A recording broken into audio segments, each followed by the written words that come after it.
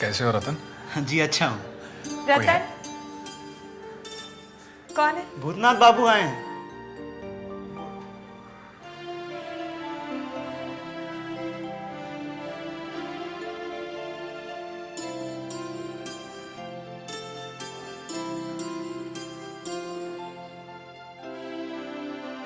कैसी हो जबा?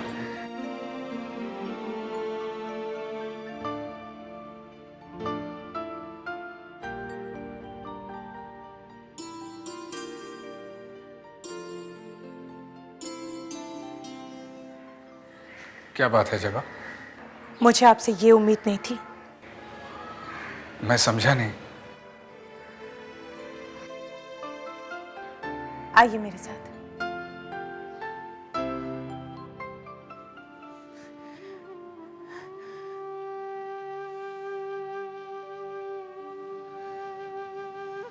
क्या बात है जबा?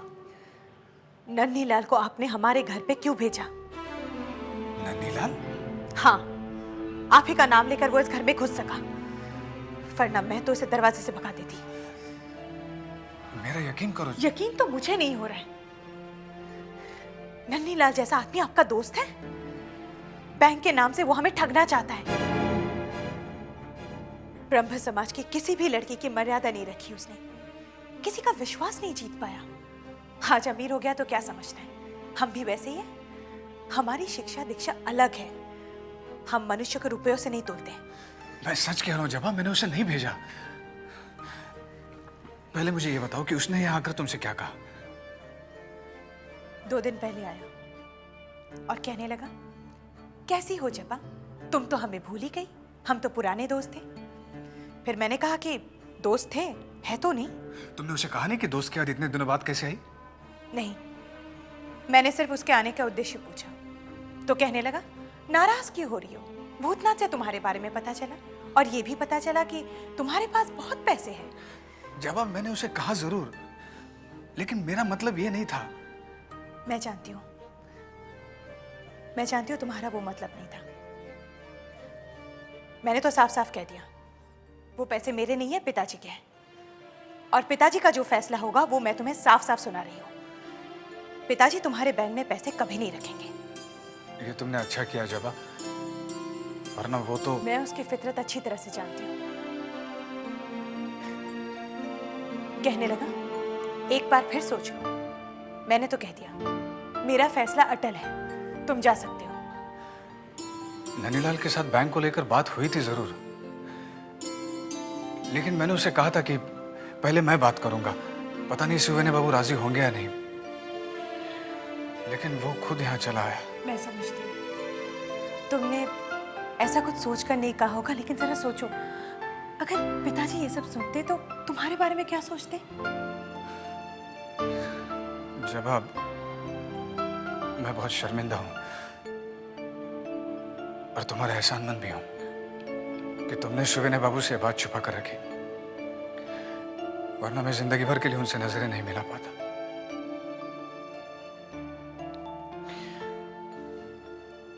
जवाब, हो सके तो मुझे माफ कर देना।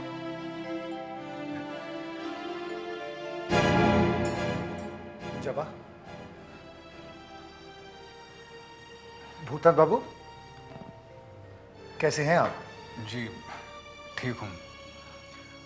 जबा, मुझे तुमसे कुछ जरूरी बातें करनी थी, जरा बाहर आओ। जी रहने दीजिए, मैं चलता हूं, आप लोग यहीं बातें कीजिए। नमस्ते। नमस्ते। नमस्ते।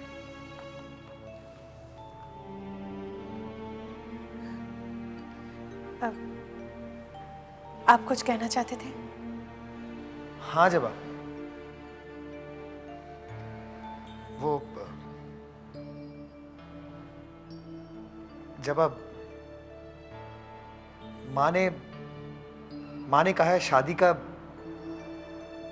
अगले महीने बहुत अच्छा मुहूर्त है। वैसे सुविनय बाबू से भी मैंने बात कर ली है, उन्होंने इजाजत दे दी है, वो बहुत खुश है। बस तुम्हारी इजाजत चाहता हूं।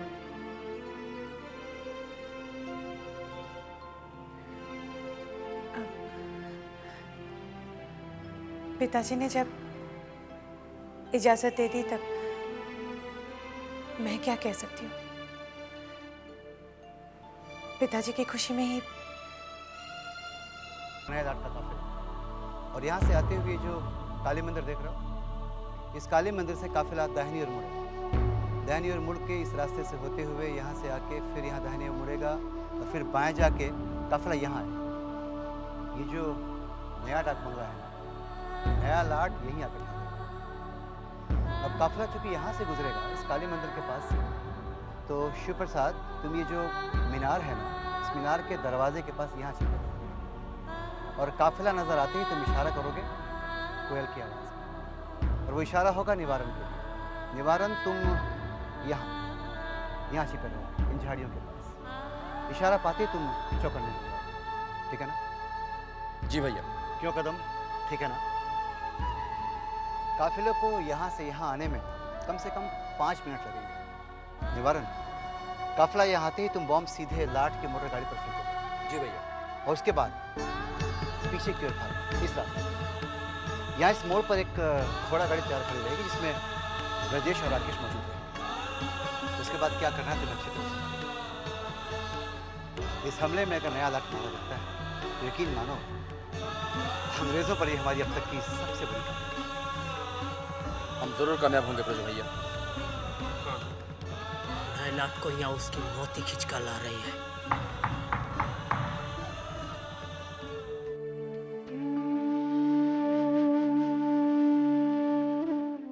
क्या बात है? बेटी की याद सता रही है। देखिए ना, जिस बेटी को हम अपना समझकर पालते हैं, एक पल में पराई हो जाती है। इसमें हम कर भी क्या सकते हैं? यही तो दस्तूर है। वैसे तुम्हें तो खुश होना चाहिए, तुम्हारी बेटी इतने बड़े जमींदार के घर में ब्याही है। वो तो ठीक है, लेकिन अंदर ही अंदर एक डर हमें खाया जा रहा है। कैसा डर? देखिए, मुझे तो मेरी बेटी पर पूरा भरोसा है। मैंने उसे शिक्षा ऐसी दी है कि वो सबको अपना बना के चलेगी। मगर क्या? रिश्ता बराबर वालों में ही निपटा है। इतना बड़ा घराना, मेरी बच्ची कहीं घबरा ना जाए। न जाने उस घर की बहुओं का क्या व्यवहार हो। देखो, मैंने बहुत सोच समझ कर ये रिश्ता तय किया है। आज तुम्हें बेटी की कमी खल रही है, आज तुम अपनी बेटी के लिए चिंतित हो, लेकिन कल अगर बेटी के साथ साथ बेटा भी हमारे पास आ जाए तो? मैं समझी नहीं। मैं दामाद जी की बात कर रहा हूं। देखो भाई, नन्हे बाबू अभी पढ़ाई लिखाई कर रहे हैं। उनकी पढ़ाई लिखाई खत्म होते ही मैं ऐसा चक्कर चलाऊंगा ताकि उनका मन व्यवसाय में लगा सकूं। और फिर वो दिन दूर नहीं जब बेटी और दामाद दोनों हमारे ही घर में आकर के रहेंगे। कारोबार करते करते आप रिश्तों को भी कारोबार समझने लगे। आप अपने लालच के लिए इतना बड़ा पाप करेंगे? एक माँ से उसका बेटा अलग कर देंगे? जरा सोचिए, आज हमारी बेटी ब्याह करके चली गई तो हमें कितनी तकलीफ हो रही है। किसी माँ से उसका बेटा अलग हो जाए तो उस माँ पर क्या बीतेगी? नहीं, मैं आपको ऐसा कभी नहीं करने दूंगी। देखो, तुम्हारे कहने और मेरे करने से कुछ नहीं होने वाला। जो होगा वो सब समय के हिसाब से ही होगा, समझी?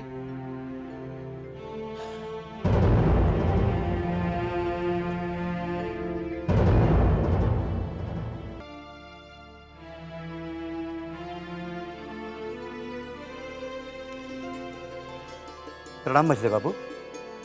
मुझे खबर मिली थी कि आपने मुझे बुलाया है। अरे आइए आइए। लेकिन क्षमा करिए, मुझे आने में थोड़ी देरी हुई। नहीं नहीं, कोई बात नहीं, बैठिए। जी धन्यवाद। कहिए, कैसे याद किया आपने मुझे? काम तो बाद में होता रहेगा ब्रिज बाबू, पहले चाय लीजिए, नाश्ता लीजिए। अरे लोचन। जी नहीं, ठीक है। बताइए ना, कैसे याद किया आपने मुझे? काम ऐसा था कि ये जो हमारी नई बहू है ना चारुलता, इसको थोड़े तौर तरीके सिखाने हैं। सीख जिसे कहते हैं, शिक्षा, और वो सिर्फ आप ही दे सकते हैं। जी ये तो बड़ी खुशी की बात है। मुझे भी मुफ्त की तनख्वाह लेने में बहुत बुरा लगता था। ऐसा क्यों समझते हैं आप? बड़े बाबू ने आपको हमेशा इस हवेली का सदस्य समझा है, हम भी वैसा ही समझते हैं। ये तो आप लोगों का बड़प्पन है मजली बाबू कि आप लोग मुझे इतना सम्मान देते हैं, वरना बस नई बहू को इस हवेली के लायक बना दीजिए। उसको बड़ों का अदब करना सीखना है, आदर करना जानना है, हवेली के तौर तरीकों से वाकिफ होना है, और ये सीख सिर्फ शिक्षा से मिलती है, और ये शिक्षा सिर्फ आप ही दे सकते हैं। बहुत अच्छी बात है, ये तो बड़ी खुशी की बात है। मैं आज शाम को ही आ जाऊंगा। तो मजली बाबू अब मुझे अनुमति दें। नहीं, चाय नाश्ता लेके जाइए। नहीं, फिर कभी। मैं जरा जल्दी में हूँ। प्रणाम।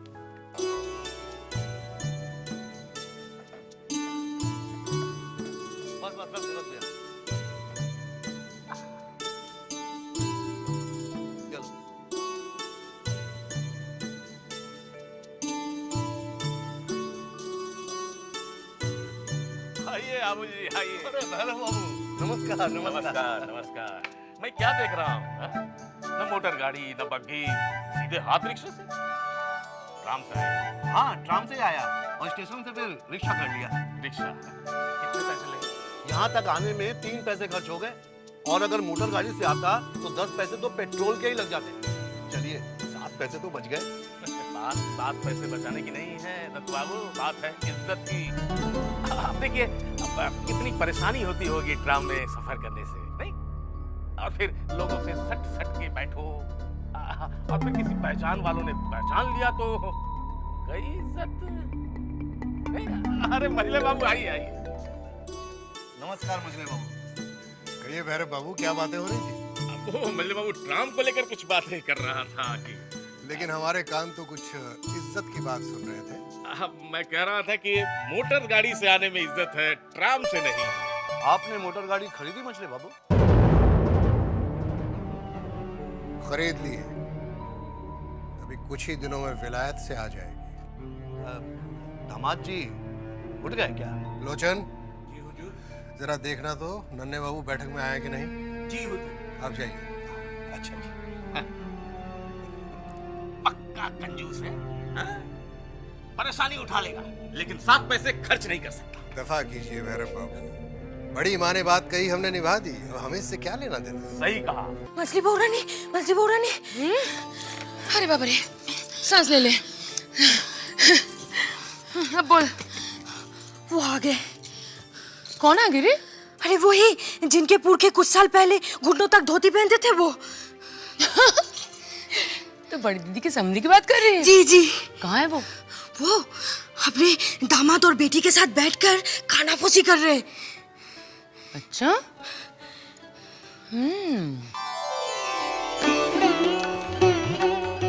नहीं दुल्हन, आप और यहाँ कुछ चाहिए आपको? वो पिताजी आए हैं, उन्हीं के लिए चाय लेने आई। तो हमें बुलवा लिया होता। अरे भोलू की माँ, तो जल्दी चाय चढ़ा। आप चाहिए, हम भिजवा देंगे। नहीं, मैं खुद लेके जाऊंगी। अच्छा, तो आप बैठिए, चाय अभी बन जाएगी। दीदी, नई दुल्हन कितनी सुंदर लग रही है ना? अरे सुंदर है तो सुंदर लगेगी ही। ठहर जा, मैं काला टीका लगा देती हूँ नई दुल्हन को। अरे दीदी, नई दुल्हन पहली बार रसोई घर में आई है, इनका मुंह तो मीठा करवाइए। हाँ, जल्दी लिया, जल्दी लिया। रहने दीजिए। अरे दे दे, जल्दी दे। लो, मिठाई खा लो। अरे भोलू की माँ, तुझे याद है शादी से पहले नई दुल्हन इस हवेली में आई थी तो कितना अच्छा लगा था।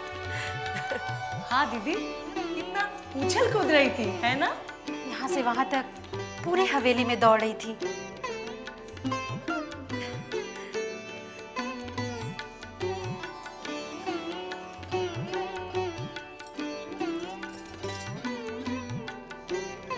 अच्छा, मैं चलती हूँ। तुम अपनी पढ़ाई लिखाई पूरी कर लो, लाखों का कारोबार है मेरा।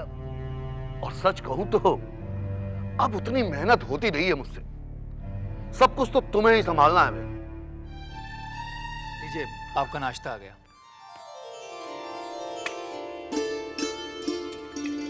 लीजिए पिताजी।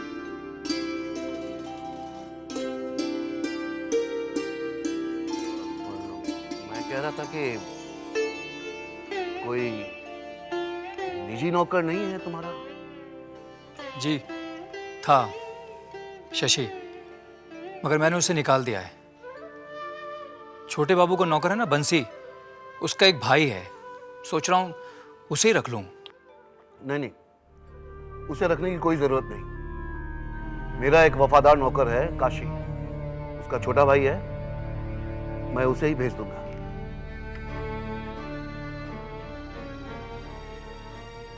क्या बात है बेटी? जब से आया हूं जमीन आसमान का अंतर देख रहा हूं तुमने। पहले तुम कितनी चंचल थी, हंसती बोलती थी हमेशा, लेकिन अब तो देख रहा हूं कि बिल्कुल ही गंभीर हो गई। पिताजी, कल तक मैं आपकी बेटी थी, मगर आज इस घर की बहू हूँ। वाह, शादी के फौरन बाद इतना परिवर्तन? शादी के बाद हर लड़की की जिंदगी में परिवर्तन आता है, किसी के कम, किसी के ज्यादा।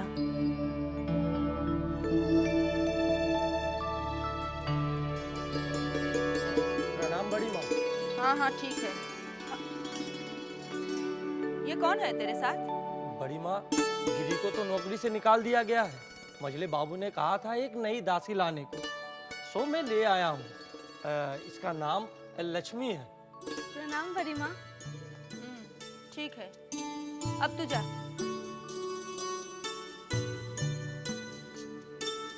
बेनी ने तुझे हवेली के तौर तरीके बता दिए हैं या मैं बताऊं? बता दिए। एक बात अच्छी तरह से सुन ले, मुझे गंदगी जरा भी पसंद नहीं, और दिन में 4-4 बार मेरा कमरा साफ करना पड़ेगा। अरे मुझसे दूर ही रहना। कोई मुझे छू जाए तो मुझे 64 बार हाथ धोना पड़ेगा। ध्यान रखोगी बड़ी माँ? हाँ, मेरी सेवा करने के साथ साथ मेरे बेटे नन्हे की भी सेवा करनी होगी। जी। और तेरी तनख्वाह उतनी होगी जितनी पहले वाली दासी को मिलती थी। उसे कितनी मिलती थी? महावर 5 रुपया। जी मुझे मंजूर है।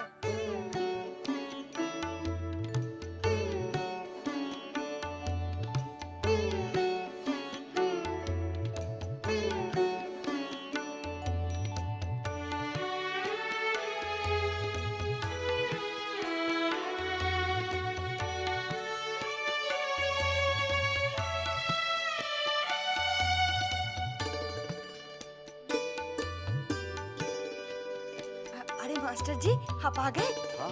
मैं अंदर खबर करती हूँ। छोटी बहू रानी, क्या है चिंता? आप मास्टर जी से पढ़ने का कह रही थी ना? हाँ हाँ, वो आए हैं क्या? जी हाँ, वो नई दुल्हन को पढ़ाने आए हैं। आप जाएंगी ना? हाँ हाँ जरूर जाऊंगी, मैं तैयार होकर आती हूँ। कहाँ पर पढ़ा रहे हैं? बैठक में।